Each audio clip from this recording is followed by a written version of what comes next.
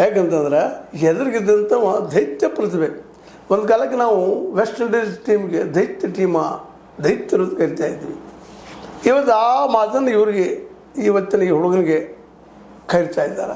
ವೈಭವ್ ಸೂರ್ಯವಂಶಿಗೆ ದೈತ್ಯ ಪ್ರತಿಭೆ, ಎಷ್ಟು ಬೇಕಾದ್ರೆ ಚೆಂಡನ್ನು ತಿರುಗಿಸುವಂಥ ವ್ಯಕ್ತಿತ್ವ, ಪಾದದ ಚಲನೆ, ಹಿಂದೆ ಸರಿದಾಡುವಂಥದ್ದು, ಆನ್ ಆಫ್ ಹೊಡೆಯುವಂಥದ್ದು, ಲೆಗ್ ಸ್ಟಿಕ್ ಮೇಲೆ ಬಾಲ್ಗಳನ್ನು ಎತ್ತಿ ಒಗೆಯುವಂಥದ್ದು, ಎಷ್ಟು ನೋಡಿದ್ರೆ ಸಿಡಿದು ಹೋಗುವಂಥ ಚೆಂಡಗಳನ್ನು ಆ ರೀತಿ ಹೊಡೆಯುವಂಥ ಹುಡುಗ.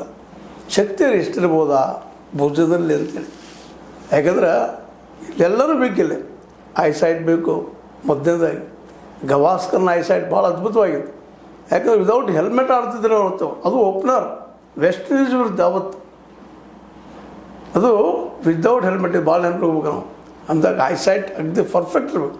ಫಾಸ್ಟ್ ಬಾಲರ್ ಯಾವ ರೀತಿ ಬರ್ತಾ ಇರ್ತಾವೆ ಬಾಲಪ್ಪ ಅಂದ್ರೆ ರಾಯ್ ರಾಯ್ ರಾಯ್ ರಾಯ್ ರಾಯ್. ಅದರಲ್ಲೂ ಅವತ್ತು ವೆಸ್ಟ್ ಇಂಡೀಸ್ ಬಾಲರ್ಗಳು ಅಂತ ದೈತ್ಯ ಬಾಲರ್ಗಳಿದ್ರು, ಅಂಥವ್ರು ಎದುರು ಆಡ್ತಾಯಿದ್ರು. ಇವತ್ತು ಹಾಗೆ ಅದು ಇಲ್ಲಿ ಬಾಲರ್ಸ್, ಈ ಟೈಟನ್ಸ್ ಬಾಲರ್ಸಿನ ಸಾಮಾನ್ಯ ಇಲ್ಲ. ಕಗಿಸೋ ರಬಾಡ್ ಅಷ್ಟು ಬಾಲರ್ ಇದ್ದಾರೆ. ಮುಂದೆ ಮೊಹಮ್ಮದ್ ಸಿರಾಜ್ ಅವ್ನು ಒಳ್ಳೆಯ ಹೆಸರದ, ಜೇಸನ್ ಹೋಲ್ಡರ್ ಅವರು ವೆಸ್ಟ್ ಇಂಡೀಸವರು ಎಲ್ಲ ಇವರು ಘಟನೆಗಳಿದ್ದಾರೆ. ಸ್ಪಿನ್ನರ್ ರಶೀದ್ ಖಾನ್ ಅಂತ ಒಳ್ಳೆ ವಿಕೆಟ್ ತೆಗೆದು ಓದ್ತಾ ಇದ್ದಾರೆ. ಇವ್ರನ್ನೆಲ್ಲರೂ ಮೀರಿ ಹೊಡಿಯುವಂಥ ಕೆಲಸ ಇವತ್ತ, ಇವರನ್ನು ದಂಡಿಗಟ್ಟುವಂಥ ಕೆಲಸ ಇವತ್ತ ವೈಭವ್ ಸೂರ್ಯವಂಶದಿಂದ ರಿಪೀಟ್ ಆದೀತಾ ಅನ್ನುವಂಥದ್ದು.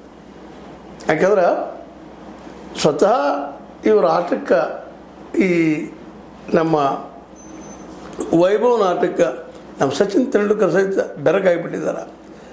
ವೈಭವ್ ಬ್ಯಾಟ್ ಬೀಸುವಿಕೆ ಶೈಲಿ ಅಮೋಘವಾಗಿದೆ. ಎಲ್ಲಕ್ಕಿಂತ ಚೆಂದ ಎಂದರೆ ಅವರ ಪಾದಚಲನೆ, ಮೂಮೆಂಟ್ ಆಫ್ ದ ಫೀಟ್ ಯಾವ ರೀತಿ ಚಲಿಸ್ತಾರಪ್ಪ ಅಂತಂದ್ರೆ ಮುಂದಡಿಯನ್ನು ನಿಖರವಾಗಿ ಇಟ್ಟು ಬ್ಯಾಟ್